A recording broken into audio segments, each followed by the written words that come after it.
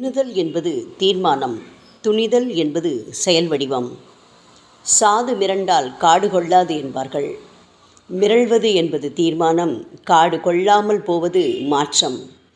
இப்படி தீர்மானத்திற்கு பிறகுதான் மாற்றம் செயல் வடிவம் பெறும்.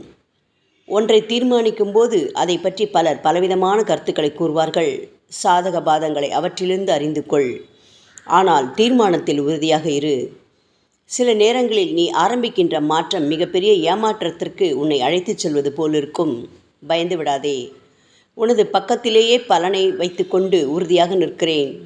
தைரியத்தை மனதில் ஏற்படுத்தி தொடர்ந்து செல். தவறான வழியில் போக தீர்மானம் செய்துவிட்டு நல்ல பலனை எதிர்பார்க்க முடியாது. எனவே வழியில் அனுபவங்களை எடுத்துக்கொண்டு இலக்கை நோக்கிய பயணத்தை மேற்கொள். ஒரு தீர்மானம் தோற்கையில் புதிதாக இன்னொன்றை மேற்கொள். ஒரு செயல் உனக்கு தோல்வியை தருமானால் வெற்றியை அடையும் எண்ணத்தில் இன்னொரு வழியை தேர்வு செய். ஆனால் எந்த நிலையிலும் சோர்ந்து விடாதே. சோர்ந்து விடும்போதெல்லாம் என்னை நினைத்துக்கொள். நான் மானிடனாக பிறந்து அனாதையாக அடையாளம் காட்டி குருவாக, சத்குருவாக, கடவுளாகவே உயர்ந்தேன்.